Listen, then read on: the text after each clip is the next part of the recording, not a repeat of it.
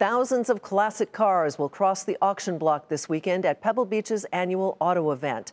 And while many of the vehicles could fetch more than $1 million apiece, there's one in particular that is stealing the show. Robert Frank is in beautiful Monterey, California with our story. It is the Coachella for cars, the Burning Man for burning rubber.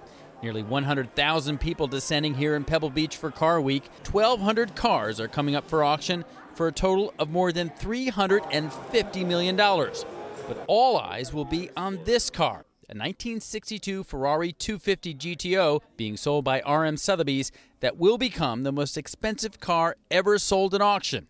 Estimate $45 to $60 million. So what makes the GTO so valuable? Well, Ferrari only made 36 of these cars, so they are among the most scarce Ferraris ever built.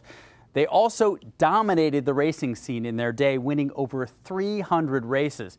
And look at it. This is one of the most beautiful, if not the most beautiful Ferrari ever designed and built.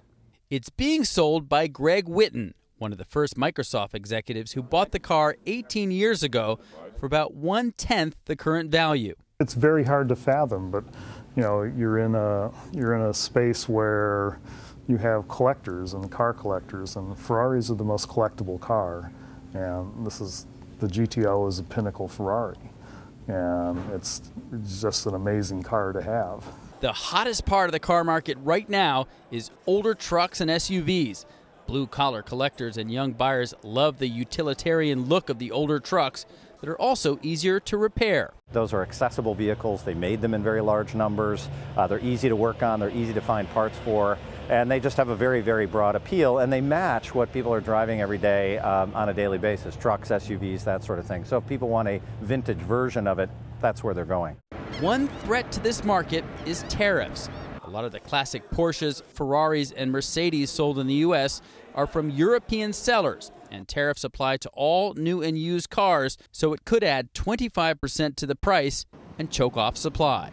The issue that we're going to have is nobody's going to be willing to pay an additional 25% to get their car. So there might be a 20% advantage to bringing it to the U.S. to sell it, but if I have to pay 25% to get it here, it's going to kill that market.